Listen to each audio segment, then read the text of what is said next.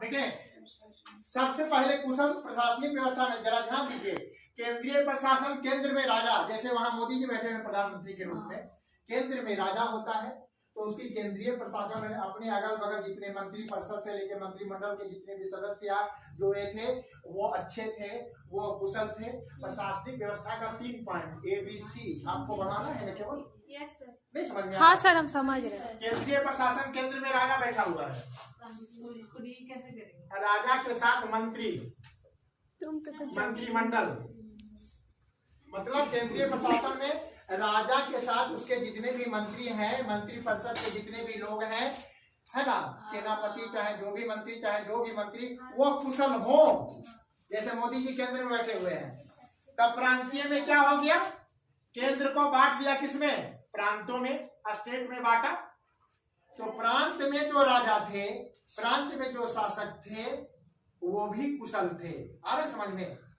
असम में दे देना न्याय प्रशासन, मतलब राजस्व प्रशासन, सब आ रहे समझ में? सैनिक प्रशासन, ग्राम प्रशासन में भी यही, मान लो मुखिया या प्रधान था, वो शासन चलाता था। आ रहे समझ में? इसलिए सबसे पहले कुशल प्रशासनिक व्यवस्था में केंद्रीय, प्रांतीय और ग्राम प्रशासन 3 पॉइंट देंगे। आ रहे समझ में? अब चलते हैं, दूसरा पॉइंट नंबर है न्याय प्रशासन। न्याय प्रशासन में क्या? राजा बात करने मत भूलिए सर। ये लोग प्रत्येक प्रजा, इतना लोकप्रिय हुआ क्यों? इसलिए कि अपने प्रजा के साथ भेदभाव नहीं करता था, अंतर नहीं करता था, जैसे हम नहीं करते हैं। कभी बुझा जाता है कि गलत है तो गलत है, लेकिन मेरे लिए सब बराबर है।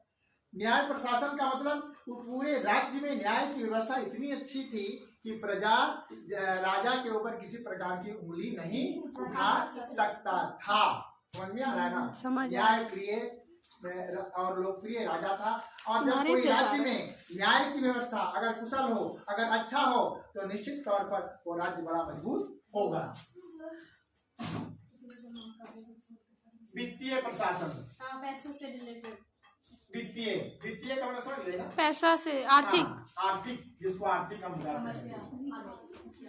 वित्तीय प्रशासन अच्छा था, जनता से ज्यादा कर नहीं लिया जाता था, जो जितना कर देने सकती थी जनता उसी से उतना लिया जाता था। किसी को प्रेशराइज करके नहीं, किसी को दबाव, बाहरी आक्रमणकारी अंग्रेज को छोड़ करके इवन मुगल भी जनता के ऊपर अत्याचार नहीं किए। अगर फसल बर्बाद हुआ तो टैक्स फ्री। सर हिटलर देखो हम बात करें यहाँ का, वो बात करें वहाँ का, बात आप आंसर ही नहीं दी। दे